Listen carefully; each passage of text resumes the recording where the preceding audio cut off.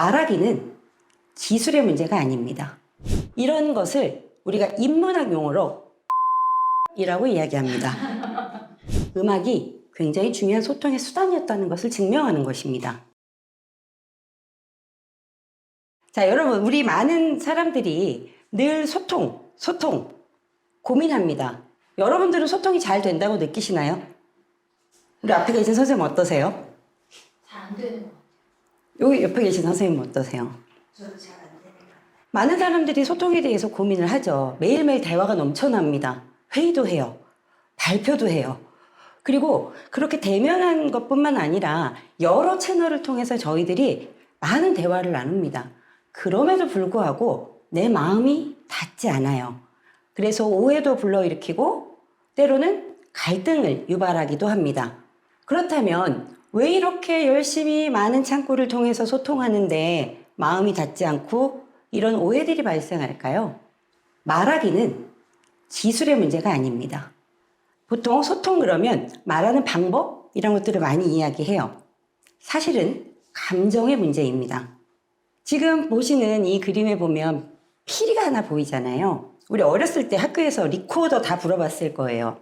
음악을 통해서 태초의 인류들이 소통을 했다. 아마 처음 들어보셨을 거예요. 무대 위에 한 연주자가 올라옵니다. 연주를 준비해요. 근데 연주를 시작하는데 뭔가 몸짓이 좀 부자연스럽고 너무 과해요, 음악하고.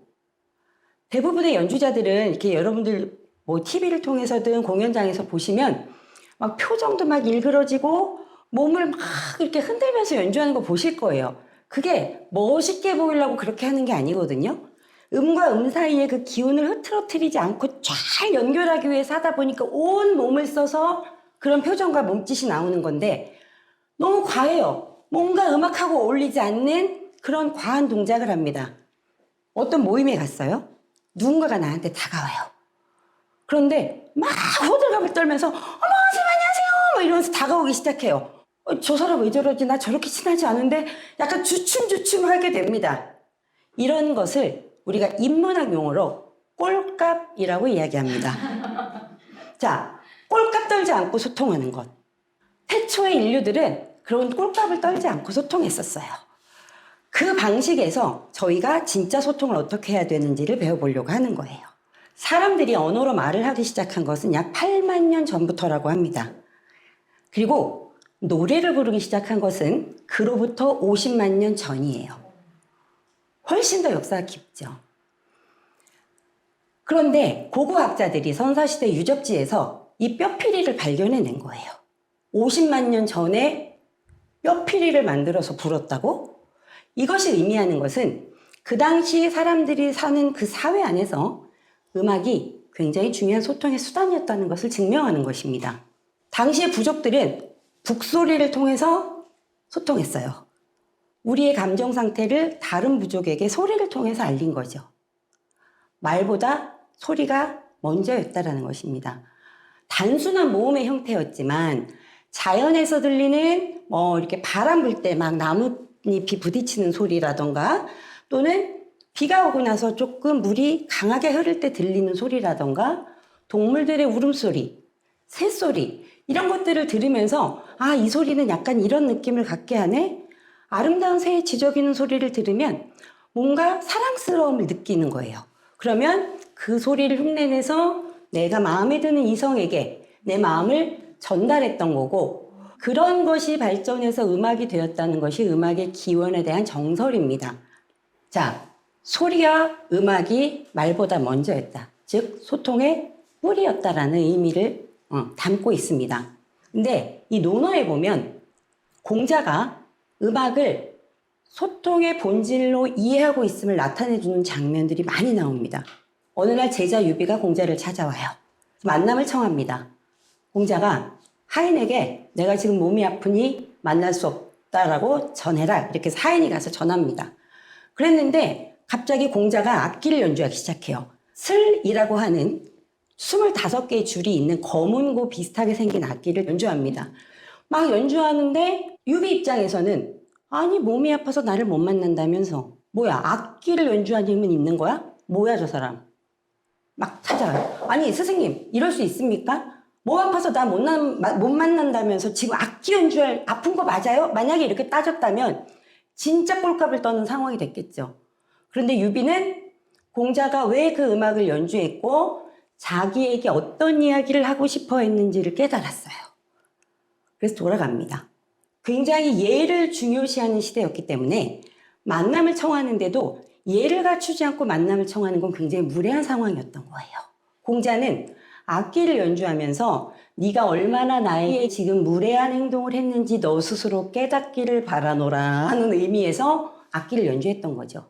아주 부드럽고 또 우회적인 방법으로 말보다 더 깊은 의미를 전달하고 싶어 했던 거예요. 소통의 뿌리가 그런 소리와 음악에 있었다는 것을 진즉부터 공자는 알고 있었던 것입니다. 여러분 혹시 베토벤, 모차르트, 바하 이런 음악가의 이름 들어보셨나요? 우리가 아는 많은 클래식 음악들은 그리고 그 음악가들의 어떤 작곡하는 이 형태 그리고 공연장에서 연주되는 이 모든 과정은 소통의 완성이라고 볼 수 있습니다. 왜 그러냐면 작곡가들은 곡을 쓰기 전에 갑자기 자다 벌떡 일어나서 막 영감이 떠올라서 이래서 곡을 쓰는 게 아니에요. 자기가 저녁에 나가서 이렇게 산책을 하는데 어스름한 달빛을 보다가 어떤 감정이 들었어요. 그러면 자신하고 가장 먼저 소통하기 시작합니다. 아, 이 느낌을 내가 어떻게 음악으로 표현해 볼까? 어떻게 작곡을 하면 좋을까? 이렇게 소통하기 시작해요. 그리고 작곡을 막 합니다. 그러면 시간이 한참 지난 후에 연주자들이 그 악보를 보고 이 곡을 연주하려고 준비를 해요. 그러면 다짜고짜 막 악보를 보고서 막 연습하기도 하지만 그 과정에서 작곡가는 이 곡을 통해서 어떤 얘기를 하고 싶었던 거지? 어떤 감정을 표현하고 싶었을까? 작곡가가 의도하는 게 뭐야? 이러면서 그 곡 안에 있는, 곡 너머에 있는 작곡가와 소통하기 시작합니다. 그렇게 해서 그 의도가 파악되고 그가 표현하고 싶었던 것들을 기술적으로 잘 표현해내고 완성이 되면 무대 위에 올려요. 그러면 무대 위에서 그걸 연주할 때 그 음악을 듣는 관객들은 단순히 연주자의 음악을 듣고 감상하지만 그 곡 너머에 있는 작곡가와 또 소통합니다. 그래서 그 몇천 년의 역사를 거쳐서 현대 시대에 사는 우리들이 클래식 음악을 통해서 작곡가와 소통할 수 있는 거예요. 제가 짧게 노래 한 곡을 들려드리도록 하겠습니다.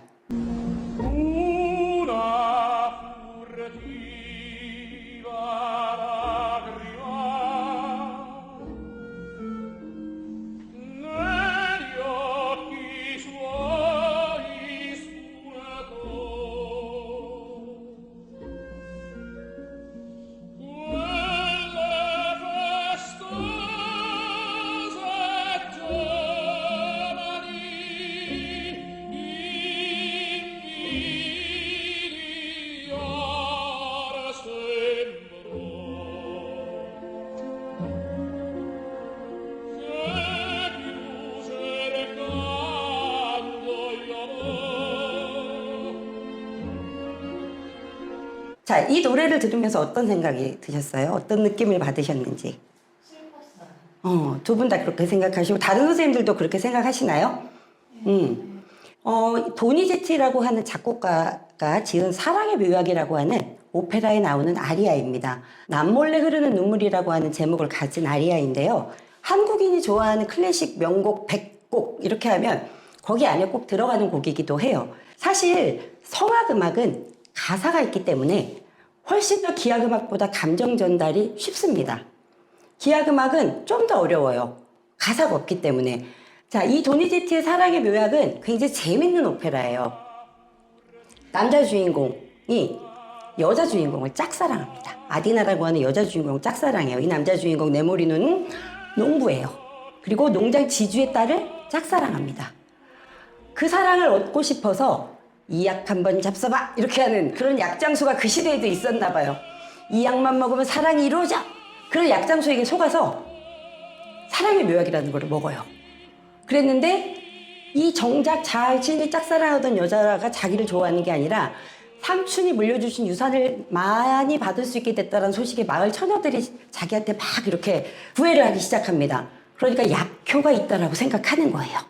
그랬는데 정작 아디나는 다른 남자와 결혼을 하려고 준비하고 있어요. 그래서 급한 마음에 돈은 없고 군대에 들어가는 조건으로 돈을 받아서 그 돈으로 사랑의 묘약을 한 병 더 사 먹습니다. 그리고 이 약장수가 아디나에게 그 얘기를 흘려요. 에모리노가 너 때문에 군대가. 그 얘기를 듣고 아디나가 막 눈물을 흘립니다. 내가 진짜 사랑했던 건 결혼하려고 했던 이 남자가 아니고 저 농부였구나. 그리고 그 여자 주인공이 눈물을 흘리는 모습을 보고 남자 주인공이 아디나도 나를 사랑하는구나 라고 생각하면서 기쁨에 차서 부르는 노래예요. 그런데 이 앞부분이 이렇게 슬픈 건 뭐냐? 그동안 혼자 짝사랑하면서 마음 끓여왔을 그 과정들이 있을 거잖아요. 자, 지금 들려드린 이 목소리는 루치아노 파바로티라고 하는 세기의 테너의 목소리입니다. 1988년도 2월 달에 베를린 오페라 극장에서 도니제티의 사랑의 묘약이 공연됐어요. 거기에 파바로티가 남자 주인공으로 섰고요. 무대에서 이 노래를 불렀습니다. 그리고 관객들의 박수가 이어졌어요. 그래서 인사를 하고 자기의 또 극중에 역을 해야 되니까 이제 들어갔단 말이에요. 근데도 박수 소리가 끊이지 않아요. 무려 1시간이 넘는 시간 동안 관객들은 박수를 쳤습니다. 그래서 연주자가 인사하고 들어갔다가 박수 계속 치면 또 나와서 또 인사하고 이걸 커튼콜이라고 이야기해요. 이 커튼콜이 무려 115회 동안 이어졌어요. 약 70분이 넘는 시간 동안 박수를 쳤다고 해요. 공연계의 기록으로 남아 있습니다. 관객들은 도대체 왜 그렇게 긴 시간 동안 박수를 쳤을까요?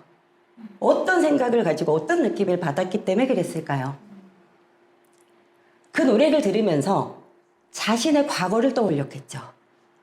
나도 저렇게 짝사랑했던 사람이 있었는데 주인공은 이뤘지만 나는 그 사랑을 이루지 못해서 지금 이 사람이랑 살고 있네? 이런 생각을 했을 거고요.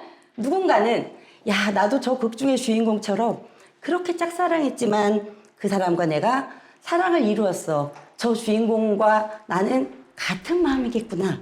무대 위에서 노래한 가수와 무대 아래에 있던 관객들은 그 시간 서로 정말 진심 어린 소통을 했던 거예요. 그 노래를 통해서.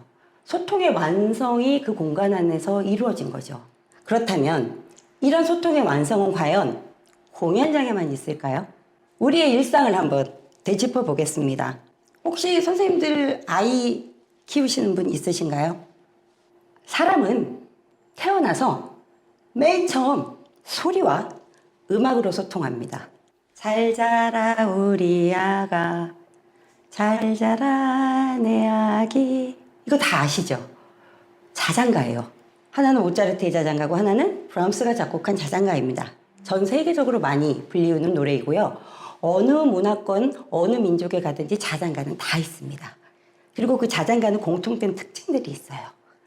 음정이라고 하는 이 음의 높낮이가 막 이렇게 너무 도약이 심한 음정을 쓰지 않아요. 그리고 엄마의 심장 박동수와 가장 비슷한 정도의 리듬을 사용합니다. 아이가 막 울어요. 애들의 울음소리는 기저귀 갈아달라고 엄마 나 똥 쌌어 이랬을 때 응애응애 울고 엄마 나 배고파 그러면 아가 울고 이러지 않잖아요. 그냥 응애응애 우는데 엄마는 아이가 뭘 원하는지 압니다. 기저귀 갈아야 되는구나. 배고프구나. 아이고 우리 애기가 졸려서 칭얼거리네. 그걸 다 알아요. 그리고 아이는 그걸 소리를 표현합니다. 그러면 기저귀도 갈아주고 우유도 먹이고 그리고 품에 안아서 재웁니다. 그러면서 자장가를 불러주죠. 그랬을 때 아기는 어떤 생각을 할까요? 우리가 그 순간을 기억할 수 있다면 너무 좋을 것 같아요. 자, 아기는 어떤 생각을 할까요? 엄마 냄새 너무 좋다. 우리 엄마는 내가 뭐라고 말만 하면 다 알아줘. 역시 우리 엄마야. 그러면서 잠이 들겠죠. 여러분은 아이를 안고 재우실 때 어떤 마음으로 자장가를 불러주면서 재우셨어요? 엄마가 밤새도록 너 지켜줄게. 이 얘기하면 눈물이 글썽글썽해지는 분들이 있고 저도 사실 얘기하면서 약간 울컥하기도 해요. 지금은 다 커서 말 더럽게 안 듣지만 그래도 꼬마이고 정말 예뻤던 시절이 있었던 저의 아이가 생각나서 엄마가 밤새도록 너 지켜줄 테니까 걱정하지 말고 푹 자. 제발 깨지 말고 편히 자. 제발 깨지 마를 외치면서 아이를 또닥또닥거리고 재우겠죠. 우리도 우리 엄마 품에서 그렇게 잠들었을 겁니다. 우리 일상 속에서의 첫 소통이 바로 소리와 음악이었다는 것. 자, 그러면 우리가 이제까지는 말로 말을 했다면 우리의 그 첫 순간처럼 다시 음악처럼 말해봤으면 좋겠어요. 기억하세요. 말처럼 말할 때가 아니고 이제는 음악처럼 말해야 할 때입니다. 그렇다면 구체적으로 우리가 무엇을 어떻게 적용해보고 음악의 요소들을 말하기에 어떻게 가져와야 될지에 대해서는 제가 10분 뒤에 알려드리도록 하겠습니다.